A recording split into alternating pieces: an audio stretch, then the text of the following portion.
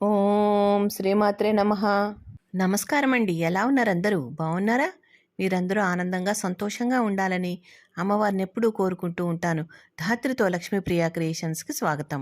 ఆషాఢ మాసం ఎప్పుడు ప్రారంభమవుతుంది, ఎప్పుడు ముగుస్తుంది, ఈ మాసంలో వచ్చే ముఖ్యమైన పండుగలేమిటి, నవవధువు పుట్టింటికి ఎప్పుడు వెళ్ళాలి, తొలి ఏకాదశి, వారాహి నవరాత్రులు, గురు పౌర్ణిమ, బోనాలు పండుగ ఎప్పుడు నిర్వహించుకోవాలి,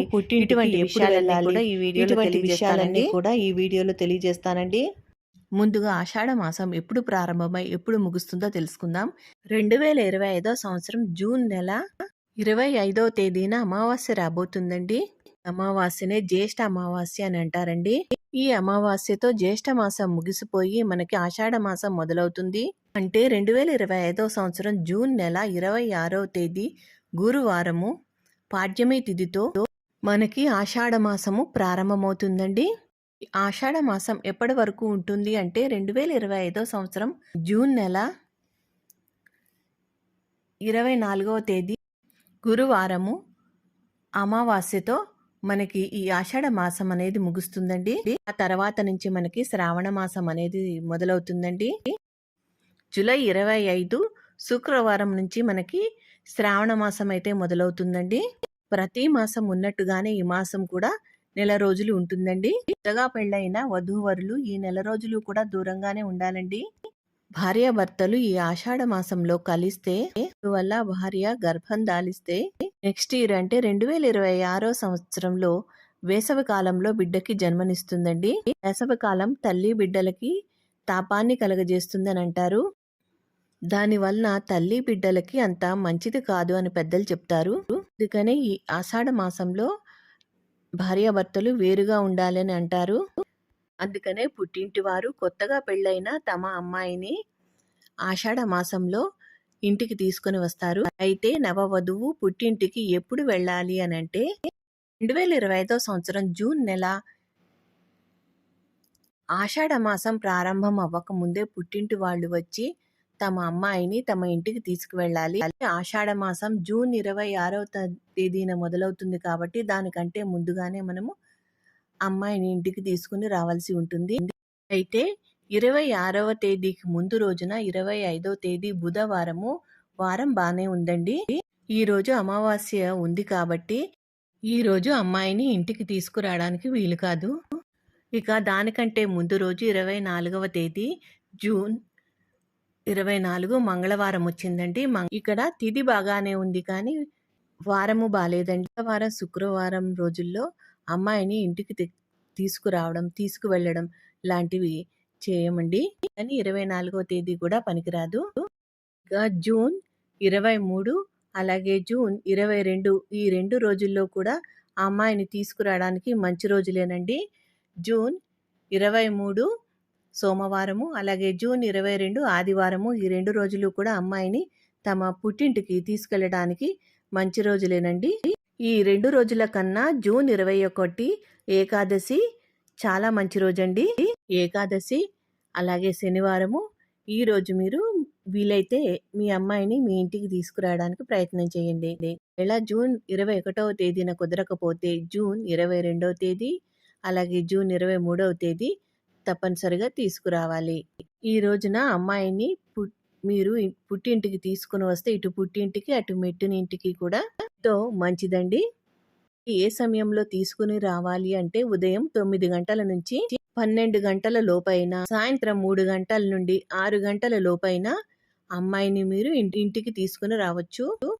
పిల్ల తాలూకు తల్లిదండ్రులు కానీ మేనమామలు కానీ అన్నదమ్ములు కానీ ఎవరైనా వచ్చి తీసుకుని వెళ్తారు. ఈ విషయాలన్నీ కూడా మీ అందరికీ తెలిసినవే, కూడా అనాదిగా మనం ఆచరిస్తున్నవే, సాంప్రదాయంలో ఉన్నవే.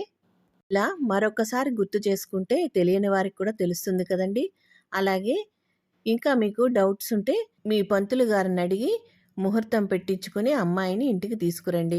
అమ్మాయిని తీసుకెళ్లేటప్పుడు పుట్టింటి వారే ముహూర్తం పెట్టించుకుని వారే ఇంటికి తీసుకుని వెళ్తారు. అదే ఆషాఢ మాసం పూర్తయిన తర్వాత అత్తింటి వాళ్ళు ముహూర్తం పెట్టుకుని అత్తింటి వారందరూ వచ్చి తమ కోడల్ని తమ ఇంటికి తీసుకొని వస్తారు.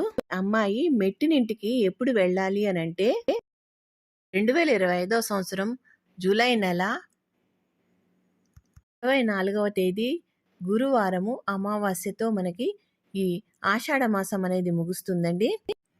మనకి జూన్ 25వ తేదీన శ్రావణ మాసం వస్తుందండి. శ్రావణ మాసంలోనే అమ్మాయి మెట్టినింట్లో అడుగు పెట్టాల్సి ఉంటుందండి. ఈ అమ్మాయి మెట్టినింటికి ఎప్పుడు వెళ్ళాలి అని అంటే శ్రావణ మాసం మనకు 25వ తారీఖు శుక్రవారంతో మొదలవుతుంది.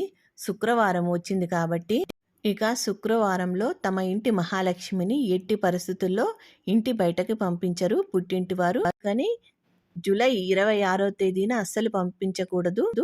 పోతే జూలై 26వ తేదీ గురువారము విధియ తిథి వచ్చిందండి. తిథి వారము రెండు బాగానే ఉన్నాయి. ఈ రోజున తమ కోడల్ని మెట్టినింటికి తీసుకుని వెళ్ళాలి అంటే తీసుకుని వెళ్ళొచ్చండి.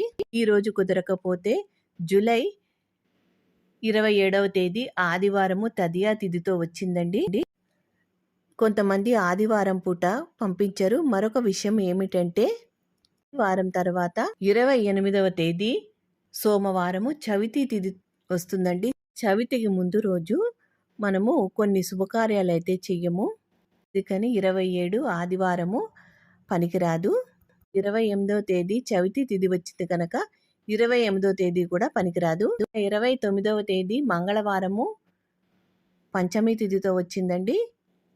అయితే తిథి అయితే బాగానే ఉంది కానీ వారం అయితే అస్సలు పనికిరాదండి. మంగళవారం శుక్రవారాల్లో తమ ఇంటి మహాలక్ష్మిని గడప దాటనివ్వరు.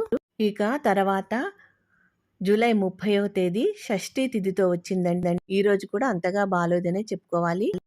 31వ తేదీ జూలై 31వ తేదీ సప్తమి తిథితో వచ్చిందండి. ఈ రోజు అన్ని విధాలా బాగుంది. ఒకవేళ మీరు 26వ తేదీన మిస్ అయినట్లయితే 31వ తేదీనే తీసుకొని రావాల్సి ఉంటుంది. ఈ 2 రోజుల్లోనూ మీకు వీలు పడకపోతే ఆగస్టు 4వ తేదీ సోమవారం మాత్రమే మంచి రోజు ఉందండి. ఈ రోజుల్లో ఎప్పుడైనా మీరు మీ కోడల్ని మెట్టినింటికి తీసుకుని రావచ్చు. ఈ విషయాలు అందరికీ తెలిసుండొచ్చు, తెలియకపోవచ్చు. తెలియని వారికి ఉపయోగపడుతుందని చెప్తున్నానండి. ఎవరికైనా ఉపయోగపడితే తప్పకుండా లైక్ చేసి సపోర్ట్ చేయండి. ఈ ఆషాఢ మాసంలో వచ్చే ముఖ్యమైన పండుగలు ఏమిటో ఇప్పుడు మనం చూద్దాం. ఆషాఢ మాసం జూన్ 26వ తేదీ గురువారం నుండి ప్రారంభమవుతుంది కదండి. ఈ రోజు నుంచే మనకి వారాహీదేవి అమ్మవారి యొక్క నవరాత్రులు ప్రారంభమవుతాయండి.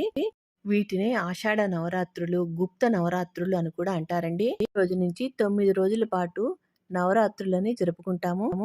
నవరాత్రులు ప్రారంభము, ముగింపు తేదీలు, అమ్మవారి నైవేద్యాలు, అలంకారాలు, పూజా సమయాలు అన్నీ కూడా తెలియజేస్తూ ఒక వీడియోనైతే చేశానండి. కావాలంటే చూడండి, లింక్ ఇస్తాను డిస్క్రిప్షన్లో. ఇక జూన్ 27 శుక్రవారం పూరి జగన్నాథుని యొక్క రథయాత్ర ప్రారంభమవుతుంది. భద్ర జగన్నాథ బలభద్రులు రథంపై ఊరేగుతూ గుండీచ ఆలయానికి వెళ్ళడాన్నే జగన్నాథ రథయాత్ర అని అంటారండి. పూరిలో ఈ జగన్నాథ రథయాత్రని ఎంతో కన్నుల పండుగగా అంగరంగ వైభవంగా నిర్వహిస్తారు.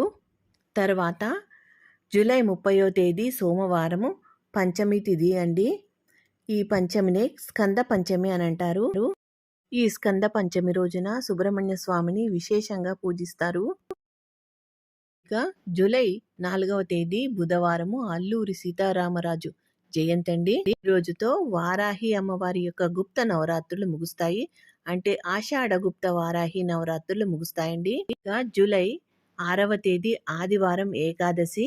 దీనినే తొలి ఏకాదశి, శయన ఏకాదశి అని పిలుస్తారు. విష్ణుమూర్తి పాలకడలిపై యోగ నిద్రలోకి వెళ్లే సందర్భమే ఈ శయన ఏకాదశి అండి. చతుర్మాస్య దీక్షలు ప్రారంభమవుతాయి. ఇక జూలై 8వ తేదీ మంగళవారము గురుమౌఢ్యమి త్యాగం జరుగుతుందండి. అంటే ఈ రోజుతో గురుమూఢమి అనేది ముగుస్తుంది. జూలై 10వ తేదీ గురువారము గురు పౌర్ణమి, వ్యాస పౌర్ణమి అని కూడా అంటారు. జూలై 13వ తేదీ ఆదివారము సికింద్రాబాద్ మహంకాళి అమ్మవారి యొక్క జాతర ఎంతో ఘనంగా జరుగుతుంది. బోనాలు పండుగ స్టార్ట్ అవుతుంది. జూలై 14వ తేదీ సోమవారం సంకష్టహార చతుర్థి. కష్టాలన్నీ తీరడానికి విఘ్నేశ్వరుని ఎంతో ఘనంగా పూజిస్తాము. జూలై 17వ తేదీ గురువారం ఉత్తరాయణం పూర్తయి దక్షిణాయనం మొదలవుతుంది. 6 నెలల పాటు ఈ దక్షిణాయనం కొనసాగుతుంది. జూలై 20 ఆదివారము హైదరాబాద్లో ఉన్న శ్రీ మహంకాళి అమ్మవారి యొక్క జాతర జరగబోతోంది. జూలై 21 సోమవారం ఏకాదశి. దీనినే కామికా ఏకాదశి అని కూడా అంటారు. రోజు ఏకాదశి వ్రతాన్ని ఆచరించిన వారికి కోరిన కోరికలు నెరవేరుతాయి. తెలంగాణ ప్రజలు ఎంతో ఘనంగా జరుపుకునే బోనాలు ఈరోజు సమర్పిస్తారు. జూలై 23వ తేదీ బుధవారము చతుర్దశి. ఈరోజు మాస శివరాత్రి. 24వ తేదీ గురువారము అమావాస్య తిథి. ఈ రోజుతో మనకి ఆషాఢ మాసం ముగుస్తుంది. ఆషాఢ మాసంలో వచ్చే ముఖ్యమైన పండుగలు విశేషాలన్నీ కూడా ఈ వీడియోలో వివరించాను. ఈ వీడియో మీకు ఎంతో కొంత ఉపయోగపడితే తప్పకుండా లైక్ చేయండి. అలాగే మీ బంధుమిత్రులకి షేర్ చేయండి. మా వీడియో కనుక మొదటిసారి చూస్తున్నట్లయితే తప్పకుండా సబ్స్క్రైబ్ చేసుకోండి. అప్పుడే మేము చేసే వీడియోలు మీకు నోటిఫికేషన్ రూపంలో వస్తాయి.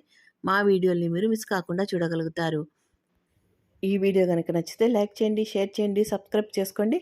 మరో మంచి వీడియోతో మళ్ళీ కలుస్తాను. నమస్కారం. ఉంటానండి.